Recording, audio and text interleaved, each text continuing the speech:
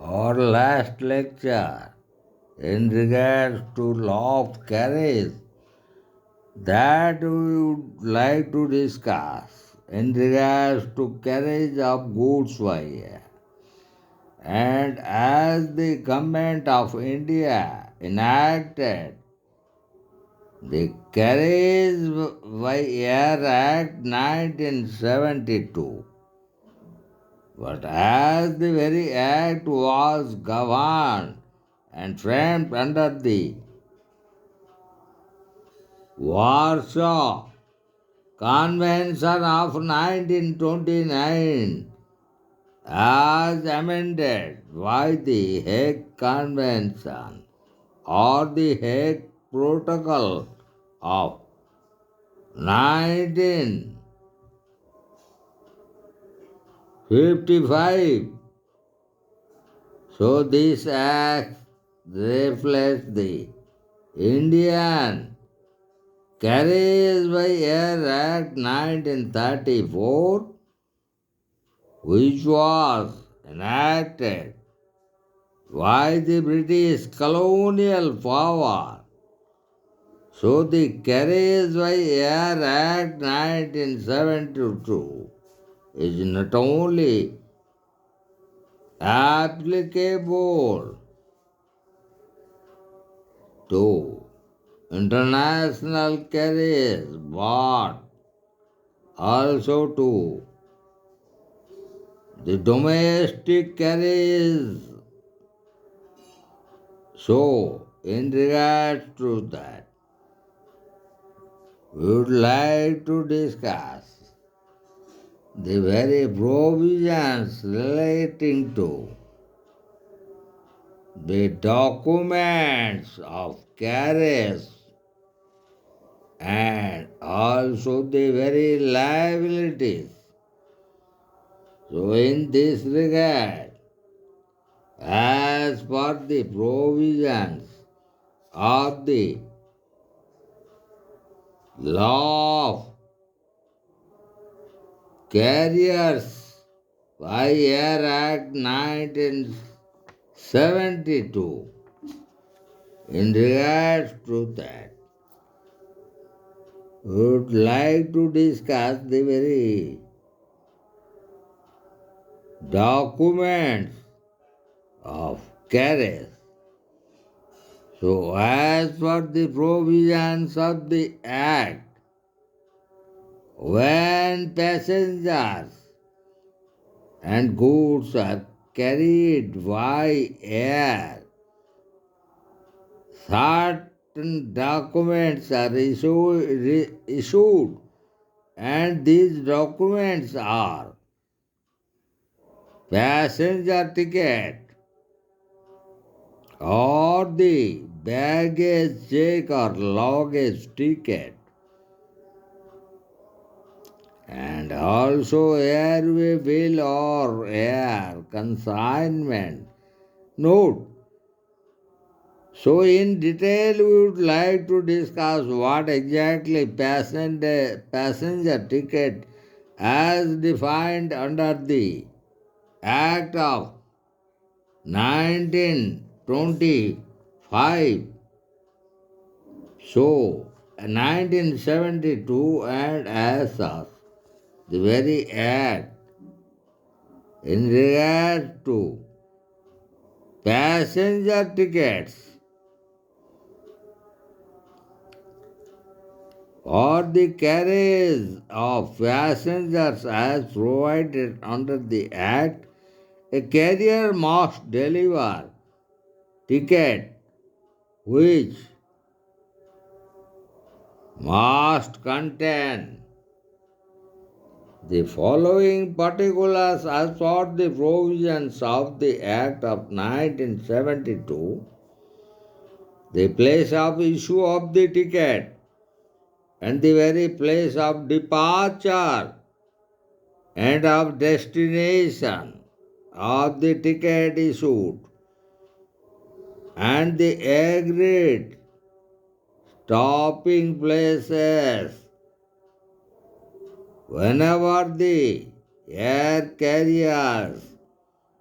they carry their services, and also the name and address of the carrier or carriers, and a statement that the carriage is subject to the rules contained in the first schedule to the Act of 1972. This the absence of irregularity or loss of the passenger tickets, as it was decided by the leading case, that is Reston versus Hunting Air Transport Limited in 1956, the Queen's Bench Division, as it was held that the absence, irregularity, or loss of the passenger ticket does not affect the existence or validity of the contract of carriage. But if a carrier accepts a passenger without a ticket, he cannot deny the benefit of limiting his liability granted under the Warsaw Convention. So also in regards to luggage ticket, as per the Act of 1972, for all luggage other than personal object of which the passenger takes charge himself, a luggage ticket must be issued. So the particulars must be contained in the luggage ticket must be issued, and those we contained in the luggage ticket as the regarding the place and date of issue or the place of departure and of destination. So also the name and address of the carrier or carriers or the number of the ticket or the statement that the luggage should be delivered to the holder of the luggage ticket, the number and weight of the package, and a statement that the carriage is subject to provisions of the Air Act of 1972. So, as per the provisions, the absence, irregularity, or loss of the luggage ticket does not affect the consignee or the very existence or validity of the contract of carriage. So also he found the provisions regarding Air Consignment Act. So the very covenants of carriage, and that in regards to the very act of 1972, as we found the very covenants of the act,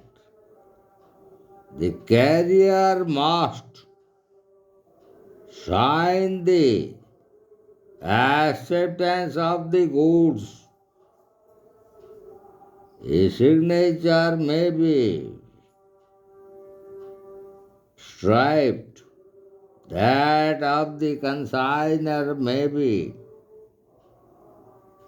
printed or stamped. So the air consignment must contain the following particulars as per the provisions of the Act of 1972. The place and date of its execution and the place of departure and of destination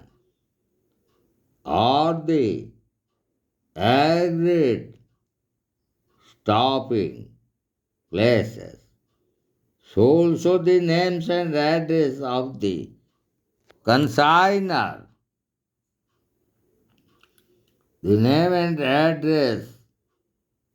of the carriers, and also the name and address of the consignee, also the nature of the goods, the number of the packages, the method of packing, and the particular marks or numbers on the packages, and the weight quantity and the volume or dimension of the goods,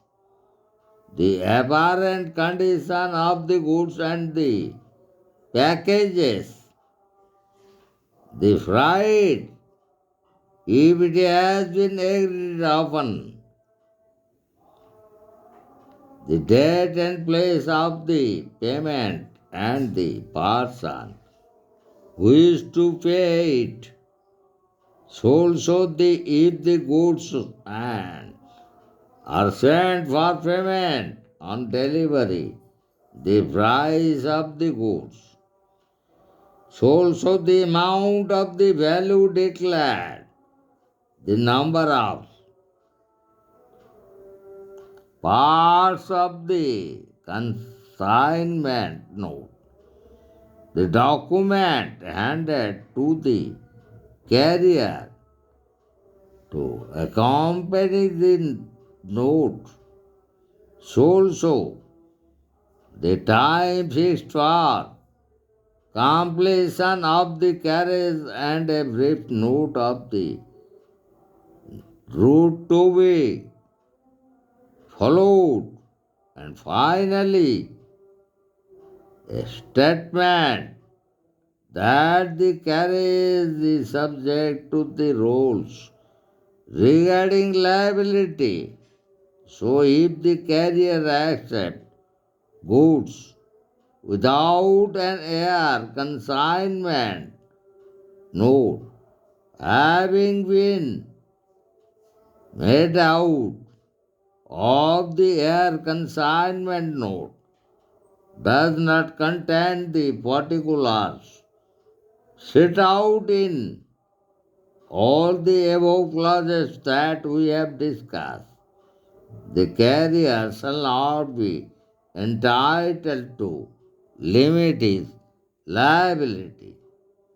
So in this case, the consignor is responsible for the correctness of the particulars and statement relating to the goods which inserts in the air consignment route. The consignor will be liable for all damages suffered by the carrier or any other person by reason of irregularity or incorrectness or incompleteness of the said particulars and the statements delivered by the consigner. So, the air consignment note is prima facie evidence of the conclusion of the contract of the receipt of the goods and of conditions of carriage as well as the statements relating to the weight, dimensions, packaging of the goods and the number of packages. So in that regard, we would like to discuss the provisions relating to liability of air carriers. So like any other common carrier, air carrier is charged with the responsibility of carrying the goods or passengers safely. Therefore, in the event of death or injury, bodily injury to the passenger or damages to the luggage by the destruction or delay in the air carrier is held liable. The liability of the carrier, however, suggests if he proves that he and his agents had taken all necessary measures to avoid the damages, or it was impossible for him or them to take such measures.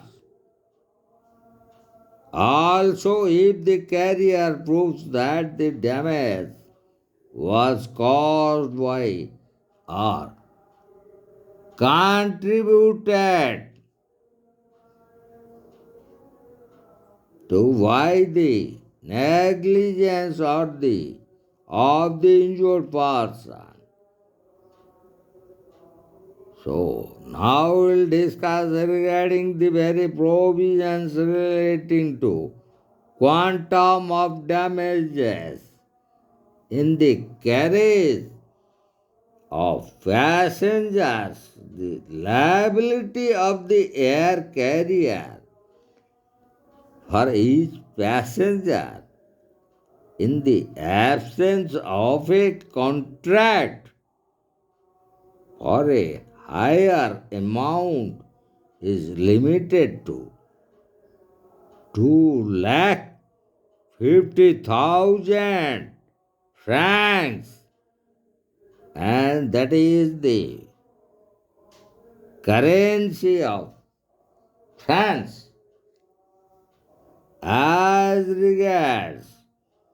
the articles of which the passenger takes charge of himself,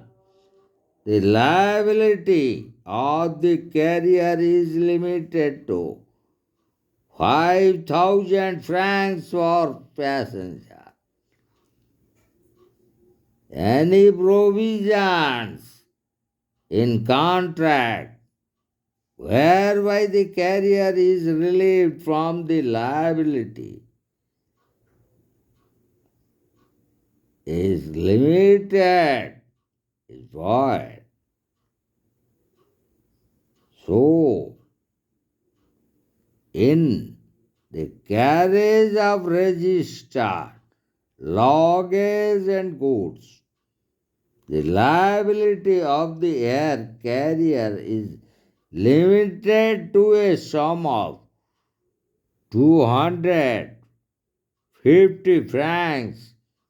per kilogram of luggages unless the consignor has met at the time of delivery of the package a special declaration of the value at the place and the time of delivery, and has paid also a supplementary or further sum if the case so required. In that case, the air carrier, is liable to pay a sum not exceeding to declared sum unless that sum is proved to be by the carrier higher value than the real or actual value of the time and place of delivery. So, in that regard, and in connection to our lecture, in regards to law of carriage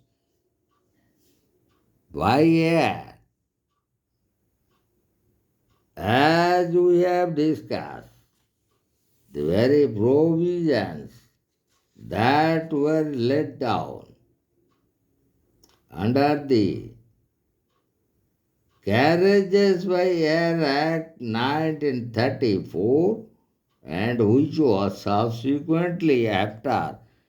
independence of India was amended as Air Act of 1972. But the very Act of 1972, as was enacted by the Indian Parliament, was, as per according to the very Convention of 1929, and that was the Warsaw Convention. And Warsaw, as we know, was the capital of Poland, where it was adopted in 1929, known as Warsaw Convention of 1929, and subsequently it was amended by the Hague Protocol of 1955. The Hague Protocol, as we know, and when the very Indian Carriages by Air Act 1934 was a colonial act enacted by the British Parliament, and which was subsequently, after the post independence, the Indian Parliament enacted as the Carriages by Air Act 1972. So, whereby we discussed all the important provisions relating to carriage of goods by air, and in particular to the very provisions of the Carriage by Air Act 1972, we have discussed the very provisions relating to documents of carriage, and as the very provision relating to documents of carriage, we have discussed in detail regarding the three different parts of the documents relating to passenger ticket, baggage ticket or luggage ticket, and also airway bill or air consignment notes in detail, as per the very provisions of the Carriages of Air Act of 1972. And so also we have discussed the very liability of air carriers in case of any kind of death or bodily injury to the passengers or damage to the luggage, either by destruction or delay. So, how the air carrier would be held liable? So we have discussed about the quantum of damages. So, almost in our all the previous three lectures that we have discussed in relating to law of carriages,